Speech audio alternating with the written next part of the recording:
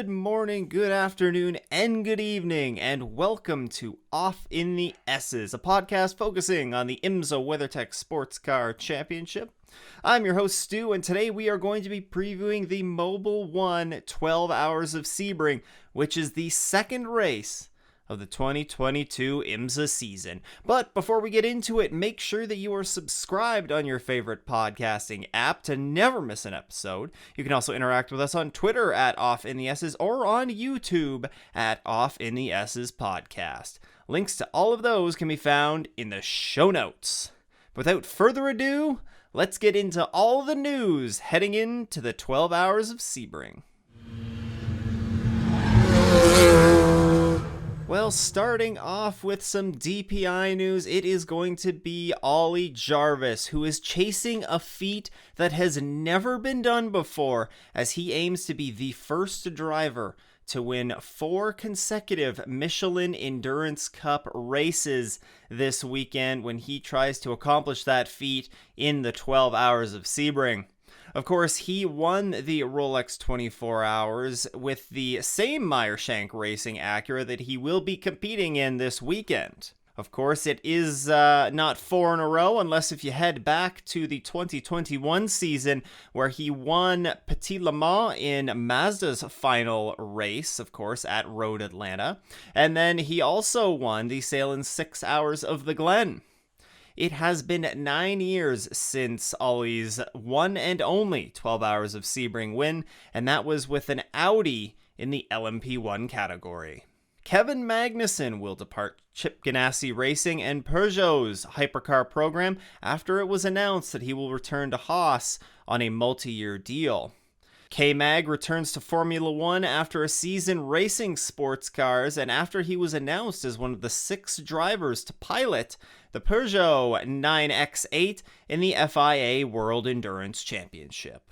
He will be replaced in the Cadillac Chip Ganassi Racing car by the 24 Hours of Le Mans winner Neil Johnny, who will slot into that number 02 Cadillac DPI alongside Alex Lynn and Earl Bamber.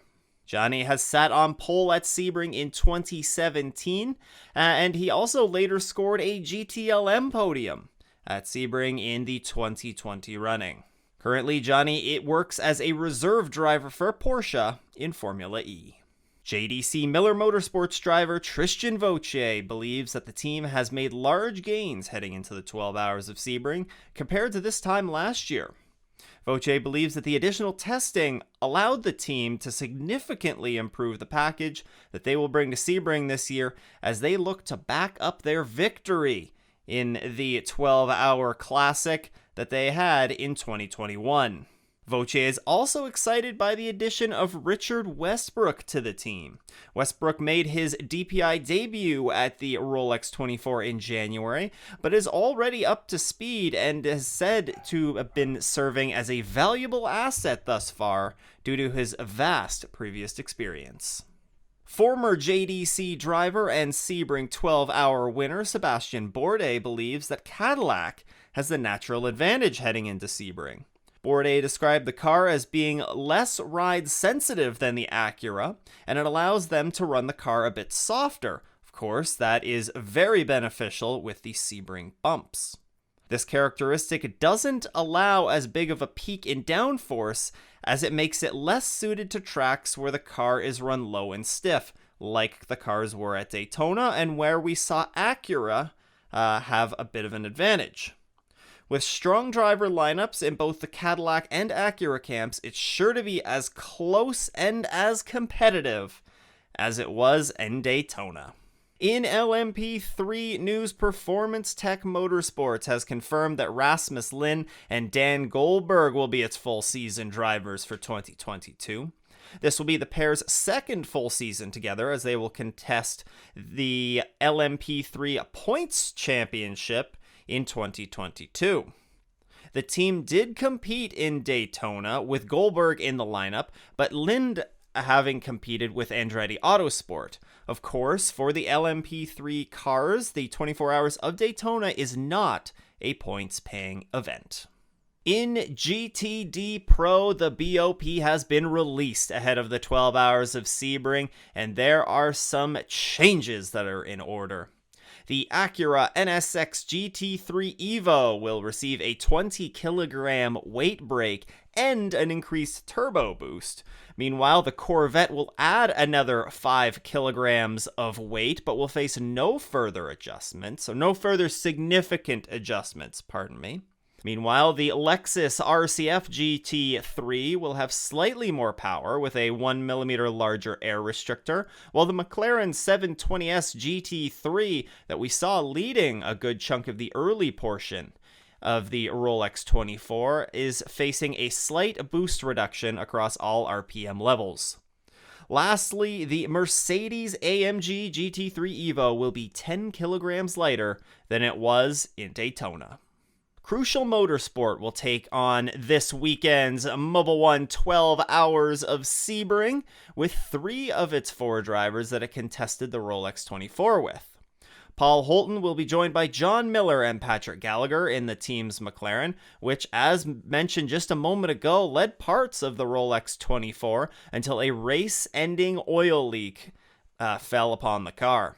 The team previously committed to the entire GTD season and has also expressed a desire to contest some of those races in GTD Pro. This will be the first season that Corvette has run a single entry in IMSA in more than 20 years, with the last instance of this coming in 2000.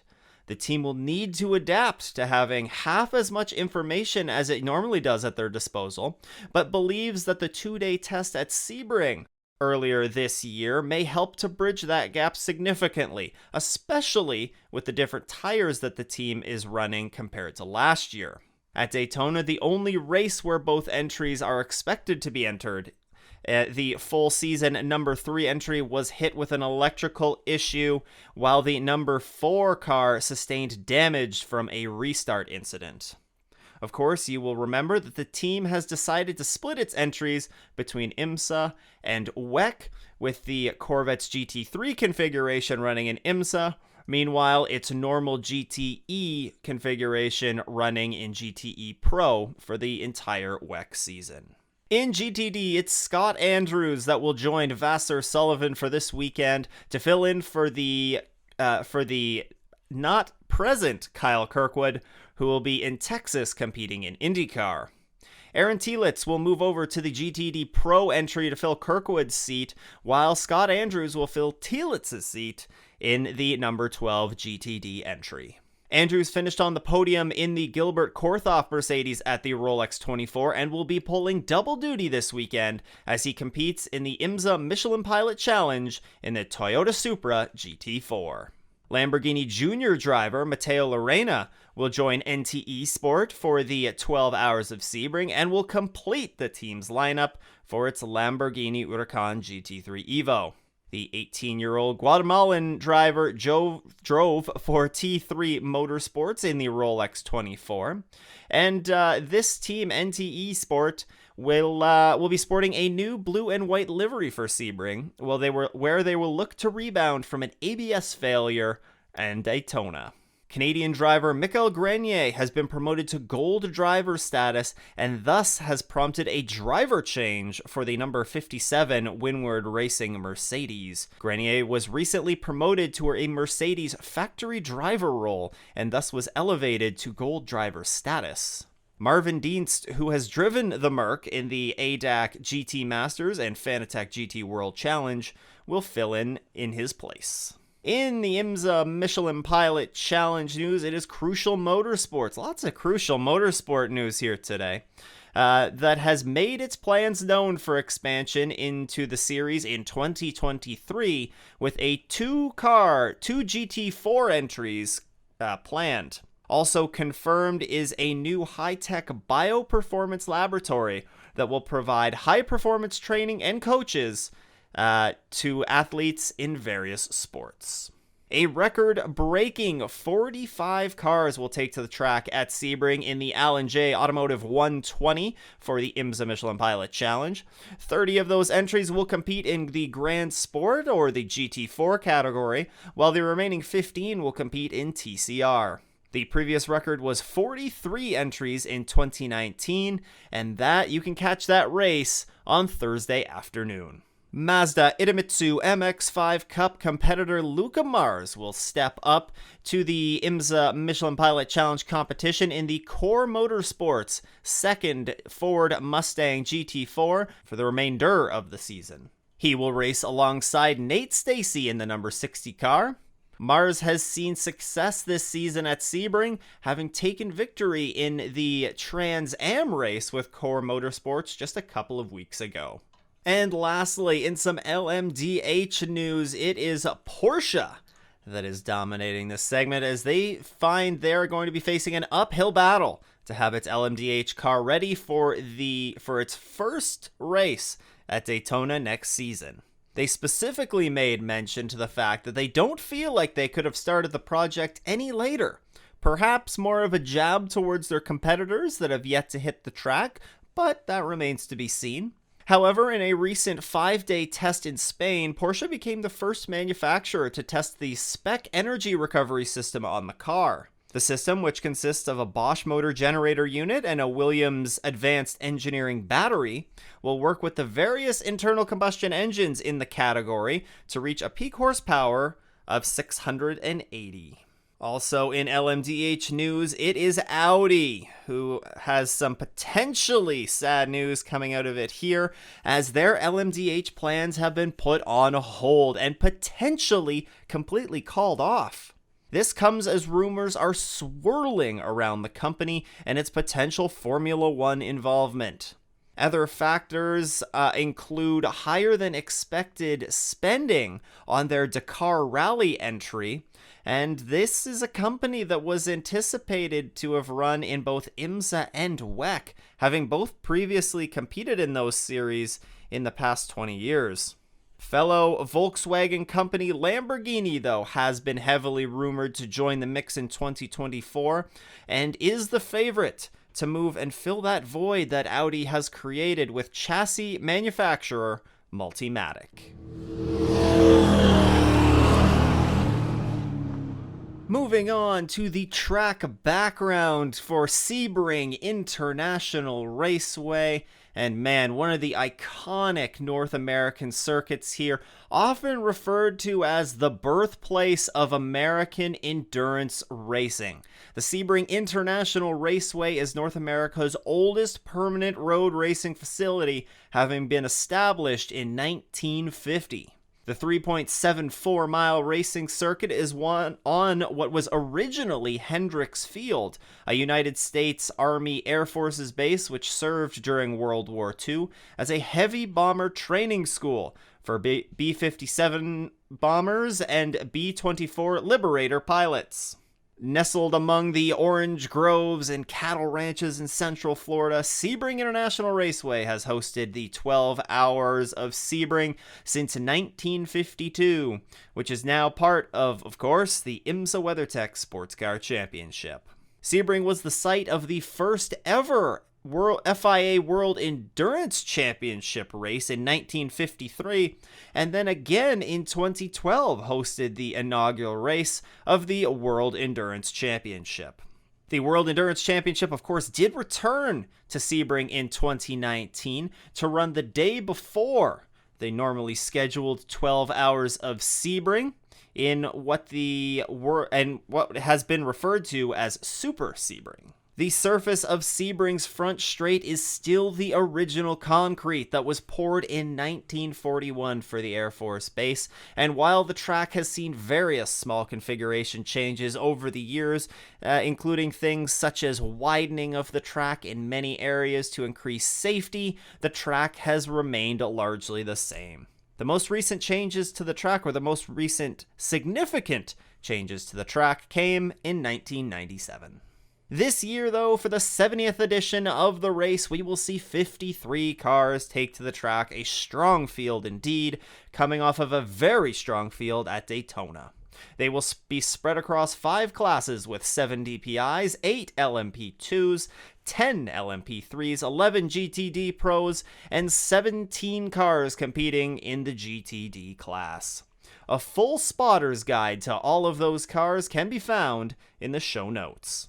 In 2021, 349 laps were turned by the victorious JDC Mustang sampling Cadillac of Sebastian Bourdais, Loic Duval, and Tristan Vautier. The other 2021 class winners were in LMP2, the number 52 PR1 Matheson Motorsports entry of Scott Huffaker, Mikael Jensen, and Ben Keating. In LMP3, it was the 54 Core Autosport Ligier of John Bennett, Colin Brown, and George Kurtz. Meanwhile, in the GTLM class, which will not be racing this year, of course, is the number 79 Porsche WeatherTech Racing, driven by Matt Campbell, Mathieu Jaminet, and Cooper McNeil. Finally, in GTD, it was the number 9 Pfaff Motorsports Porsche of Lars Kern, Zachary Robichon, and Lawrence Vanthor. Now, what to expect in Sebring this weekend? Well, Sebring is a very different track than Daytona. We'll say that. Lap times are going to be a little bit slower for the cars around here, and it is a much rougher experience for the drivers. The lap times for different classes are going to be ranging from the mid 140s for DPIs down to about the 2-minute flat mark for GTDs. There are some very good passing opportunities going into turn 3, turn 7, and turn 10, as well as down the very long Ullman Straight, which leads into the infamous, very bumpy turn 17, which is also referred to as Sunset. In a race this long, at a track this rough, staying out on track is going to be key, as equipment failures and the iconic Sebring bumps will eat up a car and spit it out very quickly if you're not careful. Of course, you'll recall in the 2021 race, or over the course of the 2021 weekend, we saw various heavy hits here, including Jimmy Johnson through Sunset, as well as there was a Lamborghini and Mercedes incident in the GTD category that led to a very hefty ride into the turn 3 barriers there. Luckily, both of the drivers were okay, but also led to a very lengthy full course yellow to repair said barriers. And while officially flat, the bumpy 3.7 mile raceway produces up to 18 feet of vertical wheel travel per lap as the front tires and wheels rebound off the bumps. 18 feet of vertical travel is insane for over the course of a 2-minute lap. In addition to the bumps, another challenge at Sebring is, of course, the darkness. Unlike what we saw at Daytona with the stadium lighting, the Sebring circuit is much more like Le Mans, with limited track lighting and causing the drivers to rely much more on their headlights. Drivers do get a slight break, though, with daylight savings time having previously passed, which will allow them an extra hour to navigate the course. In the daylight hours, that is. It's going to be much warmer this weekend in Sebring than it was in Daytona, as the 2022 edition of the Mobil 1 12 Hours of Sebring sees temperatures that are forecasted on Saturday to be a low of 69 degrees Fahrenheit, or 21 degrees Fahrenheit, or Celsius, and a high of 86 Fahrenheit, or 30 degrees Celsius. There is also a 30% chance of scattered showers on Saturday afternoon. Final thing to watch out for as we head into Sebring is Bill Auberlen, yes, the iconic Turner Motorsports driver, who is already the IMSA leader in all-time race wins with 64, in poles with 45, is going to add another milestone at this 70th edition of the 12 Hours of Sebring, and that is 500 race starts for BMW. That's more than any other BMW racer. A big round of applause for you, Bill, and hopefully it leads to a strong weekend for you this weekend.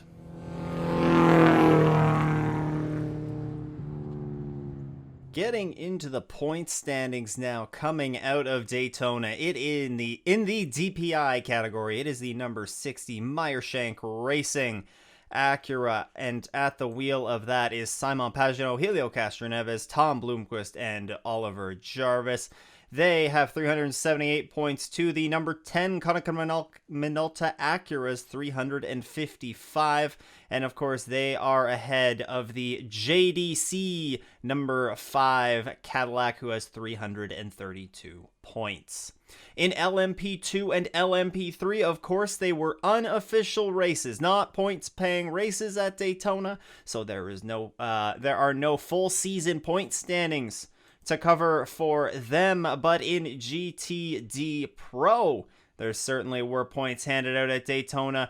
The FAF Motorsports number 9, driven by Felipe Nasr, Matt Campbell, and Mathieu Jaminet, have 382 points. They are ahead of the 340 points for that number 62 Ferrari, the Risi Competizione car, and number 2 KCMG car that has 321 points.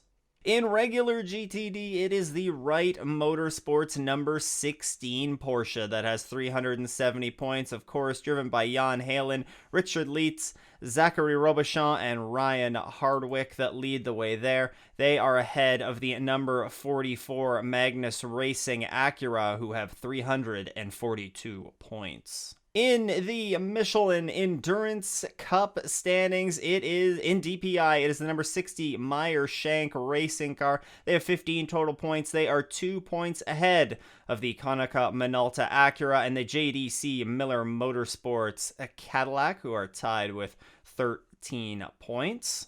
In LMP2, it is the Racing Team Nederland that has 15 points. They lead by 2 points over the number 52 PR1 Matheson Motorsports entry and the number 81 Dragon Speed USA entry, who are both tied with 13 points. In LMP3, it's the number 74 Riley Motorsports car that has 17 points. They are 3 points ahead of the number 54 Core Autosport entry, and the number 33 Sean Creech Motorsport entry has 13 points. In GTD Pro, it is the KCMG Porsche that has 17 points. The number 9 FAF Motorsports Porsche has 13 points. They are tied with the number 62 Risi Competizione Ferrari for second place. And finally, in GTD, it is the number 16 Wright Motorsports Porsche with 14 total points. The Inception Racing McLaren has 13 points in second place, and the AF Corsa Ferrari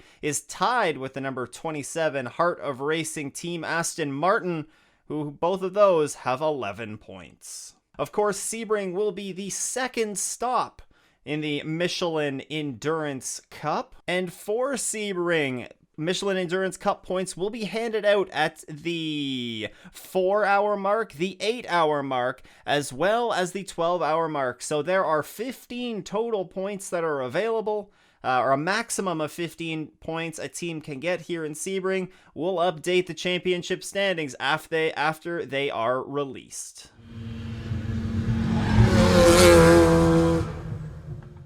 Well, let me tell you, it is a racer's dream this weekend, as almost all the major series have racing going on, especially in North America.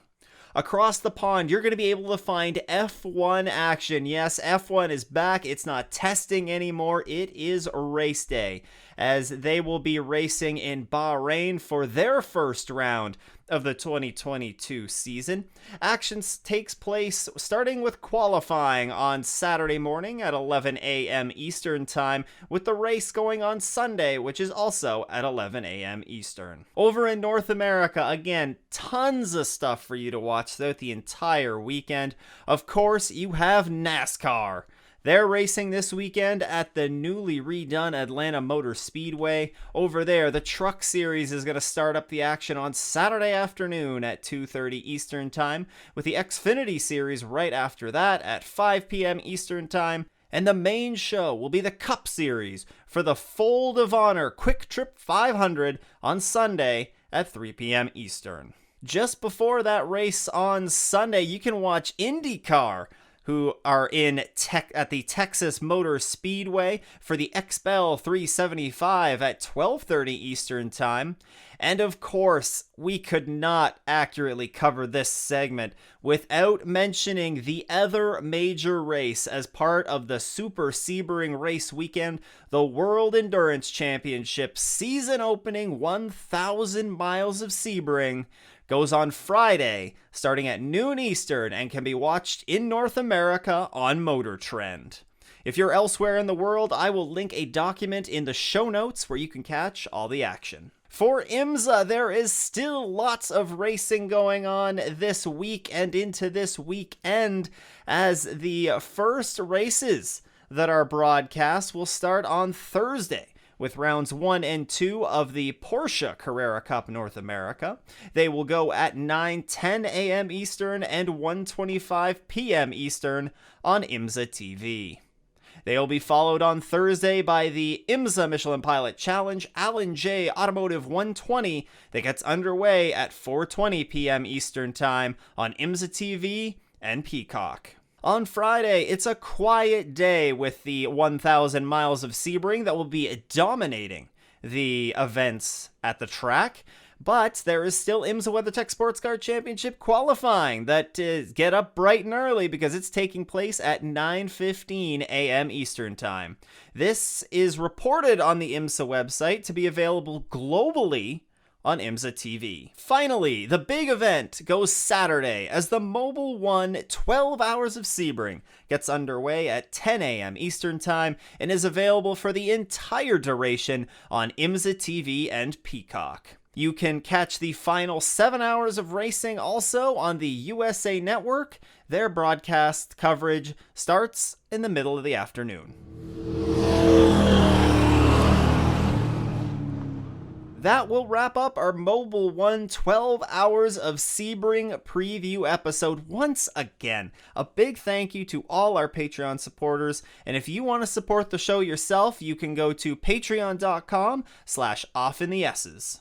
You can also support the show by hitting that subscribe or follow button on your favorite podcasting app to make sure you never miss a new episode, or heck, even leave us a review.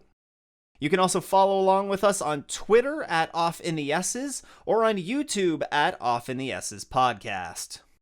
Once again, a big thank you for tuning in. I hope everyone has a great race weekend and doesn't go off in the S's.